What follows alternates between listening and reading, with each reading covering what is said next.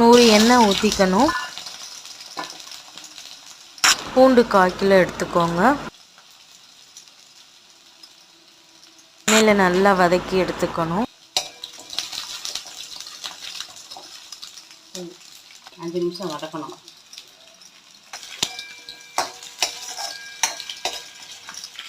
சுண்டவத்தல்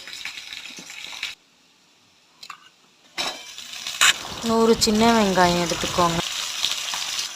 எண்ணெயோடு சேர்ந்து பூண்டு, எண்ணெய், சுண்டவத்தல், வெங்காயம் எல்லாம் சேர்ந்து வதக்கி எடுத்துக்கணும்.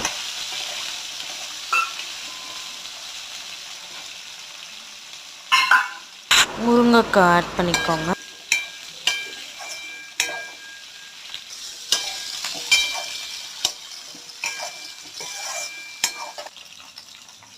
தேவையான அளவு உப்பு,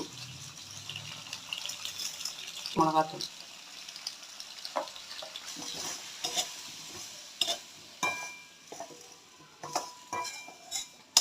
நல்லா வதக்கிக்கோங்க.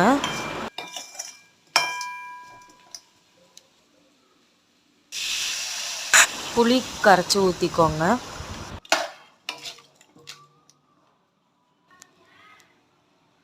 குழம்பு நல்லா கொதி வர்றதுக்குள்ளே தேங்காய் அரைச்சி எடுத்துக்கோங்க.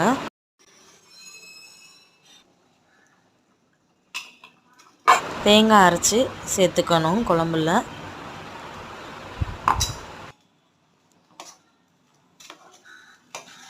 பூண்டு குழம்புக்கு முக்கியமே தாளிப்பு தான். நல்லெண்ணெய், வெந்தயம், கடுகு, கருவேப்பிலை,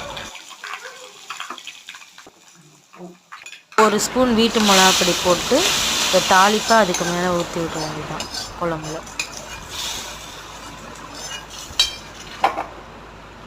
ஈஸியாக சிம்பிளாக பூண்டு குழம்பு ரெடி.